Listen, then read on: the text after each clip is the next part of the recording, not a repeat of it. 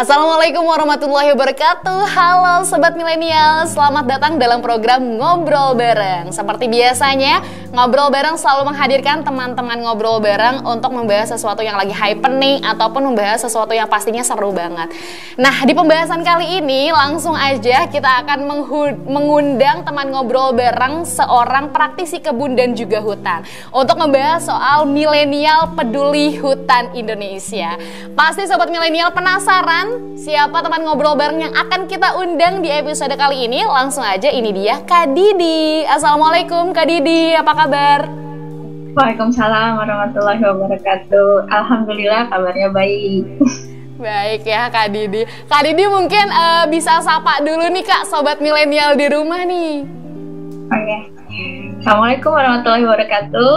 Halo teman-teman milenial semuanya. Semoga selalu dalam keadaan sehat.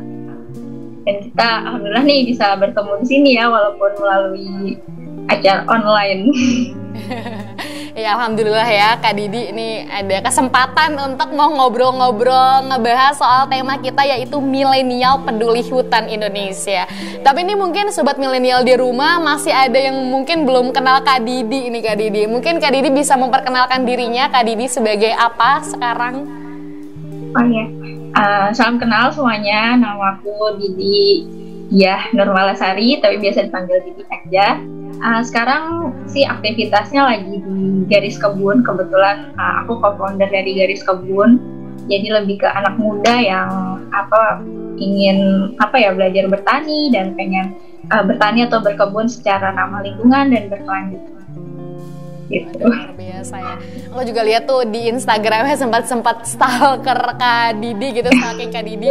Ini salah satu co-founder dari Garis Kebun juga gitu ya. Terus juga Eco Bricks Trainers juga gitu ya. Dan masih banyak banget kegiatan-kegiatan yang seru banget gitu. Tapi ini sebelum ngebahas mungkin profesi Kak Didi sebagai praktisi kebun atau hutan, ini aku pengen tanya dong Kak Didi, kenapa sih sampai pada akhirnya tertarik gitu di dalam dunia perkebunan, perhutanan, tanaman-tanaman dan lain sebagainya. Apakah latar belakangnya mungkin Kak Didi sebagai kuliah mahasiswa jurusan apa gitu Kak? Sebenarnya emang dari kecil sih ya suka sama alam gitu, suka sama lingkungan. Waktu kecil tuh sering banget nonton kayak Animal Planet atau pokoknya acara-acara hutan kayak gitu. Jadi sampai gede kayak gini juga jadi suka hutan. Terus kebetulan banget sebenarnya aku memang kuliahnya jurusannya di Fakultas Kehutanan di IPB gitu. Jadi dari situ tumbuh makin berkembang lah sukanya sama alam kayak gitu sih sebenarnya. Dari awalnya suka sama tanam-tanaman gitu ya, suka dengan alam gitu ya, sampai pada akhirnya kebetulan masuk jurusan Fakultas Kehutanan gitu ya, dan sampai pada akhirnya tersalurkan lah sesuatu hal yang suka itu. Tapi Kak, ini ngomong-ngomong soal menyukai gitu ya, menyukai sebuah hobi yang sampai pada akhirnya sekarang tentunya banyak sekali gitu ya, dari hal yang tadinya suka sampai pada akhirnya sekarang sangat bermanfaat untuk alam sekitar gitu. Tapi aku pengen tahu dong Kak, maksudnya awal mula sampai pada akhirnya Kakak terjun di dalam dunia sosial untuk saling bersosialisasi dalam dunia perhutanan itu ketika kuliah kah atau setelah lulus kuliah kah atau seperti apa? Sebenarnya dari kuliah kan emang juga ngambil mapala sebenarnya. Waktu kuliah juga aku udah mahasiswa pecinta alam. Nah dari situ tuh makin terpupuk lah jiwa suka sama alamnya. Terus ketika lulus juga kebetulan ikut banyak komunitas yang emang komunitas lingkungan kayak gitu. Jadi dari awal tuh ikut komunitas yang peduli sampah, peduli lingkungan, peduli hutan kayak gitu. Jadi sampai sekarang juga akhirnya apalagi sekarang tuh lebih ke pertanian yang berkelanjutan, yang ramah lingkungan kayak gitu. Sampai akhirnya membentuk komunitas sendiri, komunitas berkebun, anak muda yang suka berkebun, yang mau belajar berkebun bareng kayak gitu.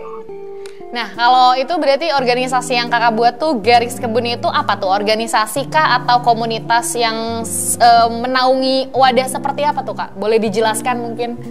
Oke, sebenarnya kalau Garis Kebun kita lebih ke lihat keprihatinan saat ini yang jarang banget gitu anak muda yang mau jadi petani gitu kan. Jadi walaupun ada cuma kalau mau dihitung tuh sedikit banget anak muda yang tertarik dengan dunia pertanian kayak itu. Sedangkan kita semua kan butuh makan, apalagi makanan yang sehat, makanan yang organik, makanan yang sehat untuk alam, sehat untuk kita juga gitu. Jadi disinilah garis kebun kita bukan kita sebenarnya belum legal gitu komunitasnya, tapi kita bikin perkumpulan anak muda yang suka bercocok tanam gitu. Walaupun awal mulanya memang kita semua tuh rata-rata backgroundnya nggak ada yang di pertanian kayak gitu. Walaupun aku walaupun di IPB tapi sebenarnya jurusan kehutanan kayak gitu. Jadi nggak pernah lah nanam sayur kayak gitu. Jadi sekarang lah saatnya belajar bareng sama temen-temen gitu untuk belajar pertanian yang ramah lingkungan, yang ramah kesehatan kita juga gitu. Itu apa sih yang melatar belakangi sampai pada akhirnya kakak membuat komunitas itu gitu kan? Selain mungkin peduli dengan yang kondisi seperti sekarang, apakah mungkin dari teman-teman se-circle-nya gitu suka hutan atau suka kebun dan lain sebagainya sampai pada akhirnya membuatlah gitu tadi garis kebun tadi gitu. Anggotanya tuh dari mana kalau boleh tahu kak? Sebenarnya emang kebetulan ketemu karena memang seperti itu ya. Kalau kita berkegiatan di suatu bidang akan menarik teman-teman yang sebidang gitu, sefrekuensi yang sama kayak gitu. Jadi aku lah ketemu gitu sama teman-teman yang ternyata punya frekuensi yang sama, minatnya sama, sukanya sama kayak gitu. Jadi dari situ aku ketemu teman yang kebetulan sebenarnya kebetulan banget sih anak IPB gitu. Dia sebenarnya anaknya perikanan gitu, anak perikanan. Terus ya udah kita concernnya sama gitu, suka sama lingkungan, suka sama bertanian ramah lingkungan. Jadi ya udah yuk kita bikin aja sambil ngajakin teman-teman yang lain kayak gitu. Teman-teman kita tuh sebenarnya saat ini sih lebih ke masih lingkungan Jabodetabek sih. Diadain Jakarta, Bogor kayak gitu. Terus Tangerang Selatan kayak gitu. Berarti itu dibuka untuk umum ya, kalau misalkan mungkin teman-teman di rumah pengen gabung untuk mencintai berkebun juga bisa gabung di garis kebun itu tuh kak? Iya bisa banget. Waduh luar biasa sekali. Ini kalau boleh tahu garis kebun ini dari mulai kapan tuh kak dibangunnya? Sebenarnya garis kebun sekitar 2 tahun lalu kita berdirinya. Pas pandemi lah lagi. mulai pandemi gitu kan yang kan aktivitas kita bersosialisasi kan dikurangi banget ya. Jadi itulah sebenarnya momen-momen kita saatnya lebih mendekat ke alam kayak gitu. Apalagi kita bisa bercocok tanam, kita berkebun gitu kan, udah banyaknya nggak boleh ke kantor, nggak boleh sekolah kayak gitu. Nah ini tuh sebenarnya tuh kemarin tuh momennya banget gitu untuk berkebun lagi, kan bisa berkebun tuh bisa di rumah kayak gitu. Kalau boleh tahu apa tuh kak program-program yang mungkin dijalankan rutin sama teman-teman garis kebun? Sebenarnya kalau rutin tuh kita kegiatan berkebun ya, kayak biasa menanam, terus dari awal sih bikin media tanam, bikin pupuk organik, bikin pestisida nabati sendiri kayak gitu. Terus kita biasalah berkebun dari mulai nyemai terus nyampe akhirnya panen. Dari panen kita ada yang kita bagikan ke masyarakat sekitar sekret kita, ada juga yang kita jualin gitu. Terus kita ada edukasi juga, jadi edukasi tentang pengolahan sampah rumah tangga, gimana minimalisir sampah rumah tangga. Terus di kehutanan juga kebetulan aku juga bikin program berdaya fundraising ultah didi untuk hutan kayak gitu. Jadi kita ngumpulin donasi untuk adopsi pohon gitu sama wakaf hutan. Kayak gitu sih rutinitas sekarang. Seru banget sih, maksudnya mungkin mengajak teman-teman untuk bisa bertanam gitu ya, sesuatu hal yang, nah kak kalau misalkan bertanam kayak gitu kan biasanya suka ada tempatnya, ini base campnya di mana nih kalau boleh tahu? Sebenarnya kita tuh ada beberapa tempat ya, tapi yang sekarang lagi aktif banget sih di Tangerang Selatan di Pamulang, itu lebih tepatnya di situ di Pamulang. Terus ada lagi di Bogor. Di Bogor tuh kita sempat vakum sebentar, terus nanti insya Allah bulan Juni ini kita mau aktifin lagi yang di Bogornya. Berarti punya beberapa titik yang menjadi realisasi dari program-program si garis kebun ini gitu ya. Tapi sekarang berarti lagi di base on-nya yang lagi di Tangerang Selatan kebetulan. Ya, betul. Luar biasa. Ini mungkin kalau Kak Didi, sobat milenial mungkin ada yang tertarik bener-bener nih lagi nonton, tiba-tiba kepikiran, wah pengen banget nih gabung ke garis kebun itu. Apakah ada rekrutmennya misalkan setahun sekali atau misalkan siapa aja boleh masuk dengan biasa gitu? Gimana Kak? kalau pengen gabung ke komunitas itu? Sebenarnya saat ini sih kita kalau mau gabung aja sih, kebanyakan kayak misalnya di Instagram kita kayak nge-DM kayak gitu, Kak mau ikutan dong kegiatan, ayo aja gitu. Sebenarnya kita belum ada kayak kurikulum atau apa gitu. Jadi terus terutama sih kalau kita lagi ada bikin pelatihan, biasanya kita kan buka untuk umum tuh, daftar aja pelatihan yang kita adain, terus nanti dari situ kalau mau ikut gabung terus ya udah ikutan terus kegiatan kita kayak gitu. Tapi nanti sih insya Allah yang bulan Juni mulai bulan Juni yang di Bogor sih kita mau benar-benar mau diseriusin sih, karena beberapa kayak mahasiswa tuh yang mahasiswa kuliah tuh banyak banget, bukan banyak sih, beberapa orang tuh nanyain, Kak bisa magang nggak, bisa kalau mau belajar pertanian bisa nggak, kayak gitu-gitu sih. Jadi kayaknya kita tertarik juga nih kalau untuk bikin program-program kayak gitu. Jadi bisa ngebantu mahasiswa yang mau tugas KKN atau PKL gitu atau magang, nanti insya Allah bisa dibantu kita. Sangat welcome ya untuk bisa berbagi sharing dengan sesama. Ini mungkin sobat milenial di rumah kalau ada yang suka bercocok tanam ataupun berkebun ataupun suka dunia tentang alam gitu dan lain sebagainya, bisa langsung kunjungi Instagram Garis Kebun untuk nanya seputar hal gimana caranya supaya gabung dan ikut kontribusi untuk program-program yang seputar alam seperti yang mungkin Kak Didi dan teman-teman lakukan gitu ya.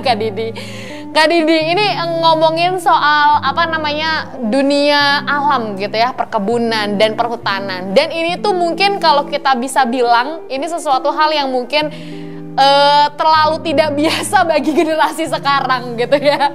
Maksudnya peka terhadap alam tuh sangat minim gitu ya. Maksudnya sejauh ini mungkin teman-teman dan lain sebagainya sangat tertarik di dalam dunia alam tuh sangat ya mungkin kurang, interestnya kurang gitu ya. Kenapa Kak Didi memilih untuk sampai pada akhirnya menekuni di bidang hal tersebut gitu Kak? Sebenarnya kadang-kadang tuh kita lupa, kita sebagai manusia tuh kadang suka lupa bahwa kita adalah bagian dari alam kayak gitu. Kadang-kadang kita memisahkan diri dari alam, kesannya alam itu cuma hutan, alam itu cuma sungai, cuma laut, alam itu isinya cuma tanaman, hewan kayak gitu. Padahal manusia juga bagian dari alam. Nah, siapa sih yang paling bisa melindungi alam gitu? Siapa yang bisa menjaga alam?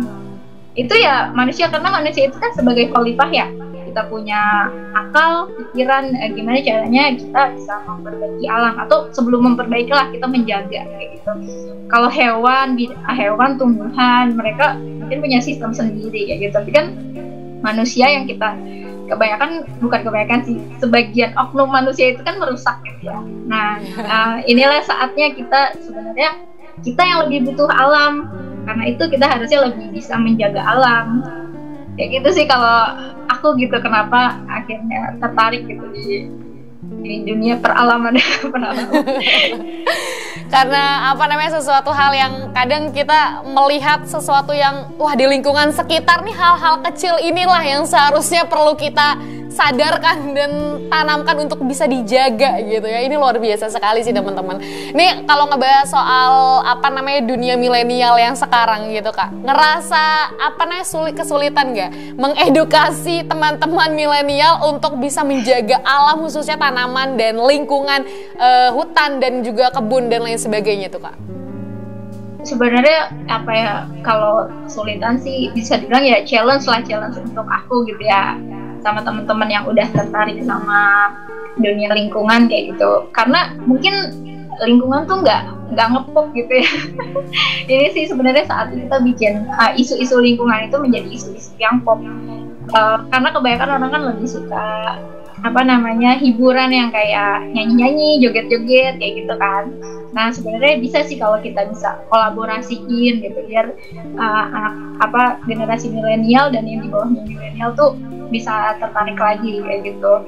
Apalagi sebenarnya kan kayak kita bisa tuh bikin isu lingkungan yang gimana lebih ke bikin kita bangga. Misalnya kayak hutan kita tuh nomor 3 terluas di dunia kayak gitu. Terus ya pokoknya lebih ke positifnya lingkungan tuh apa kayak gitu. Itu yang harusnya lebih bisa digemain lagi. Jadi biar orang lebih tertarik, terus lebih ke gimana caranya kita bisa hidup selaras dengan alam kayak gitu.